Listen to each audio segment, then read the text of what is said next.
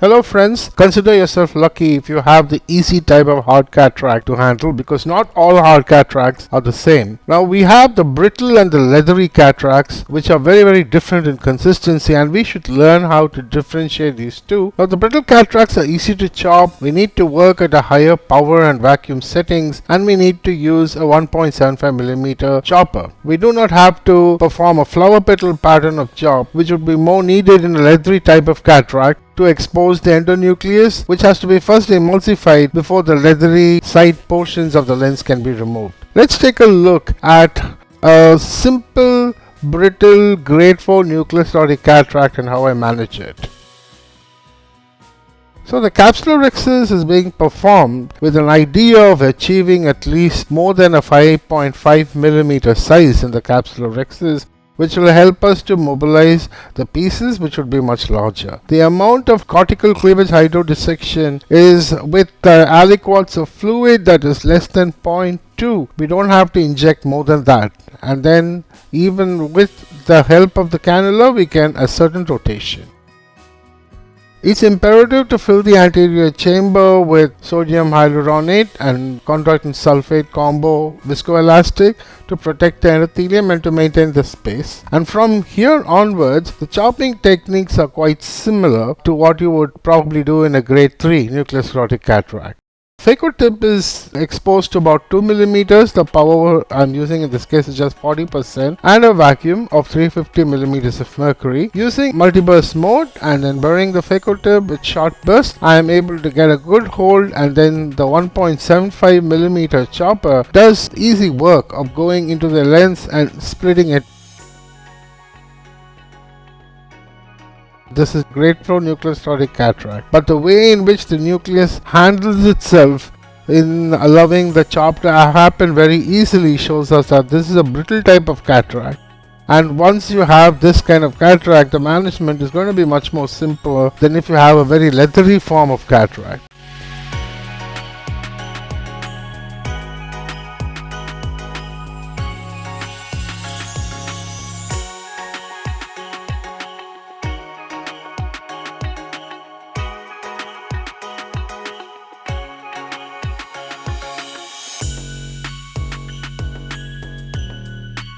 Once I have made all the fragments, then I am taking the sharp chopper, which is quite a large instrument, replacing it with a Sinskey hook and removing the rest of the nuclear pieces using just the Sinskey hook.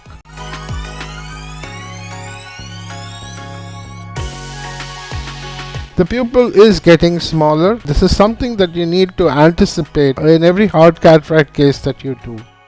You can use iris hooks at the beginning of the procedure, or even put in a pupil dilating device like a ring to keep the pupil to a constant open state. That will help you to better manage these cases, as pupillary shutdown, especially as the rhexis size increases to more than 5.5mm, is going to definitely hamper your ability to remove the cataract.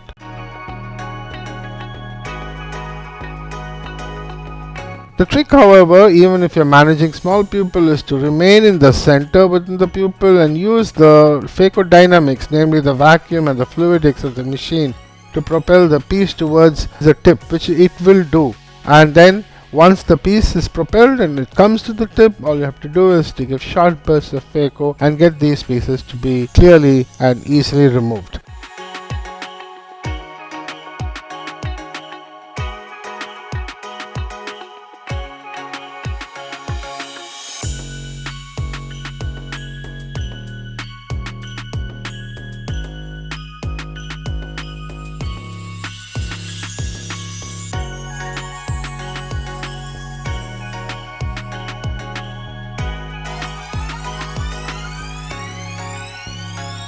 So the phacoemulsification part of the procedure is over, and then because the pupil became smaller or there was a shutdown, you may always need to carefully inspect for leftover pieces of small nuclear fragments, which have a very annoying habit of just popping up into the anterior chamber in the post-op period. And if you don't feel like taking it out or embarrassed to tell the patient that they exist, then they can produce chronic endothelial decompensation. So they need to be removed. The other problem is these small pieces which are left behind may actually stay behind the iris, and they may incite a type of a chronic anterior inflammatory response, and therefore you need to launch into a good examination to rule out the presence of cortex and retained nuclear fragments whenever the pupil tends to shut down on you during the phacoemulsification. I'm doing this with the help of a white hook, so the examination clearly shows me that there are no retained nuclear fragments.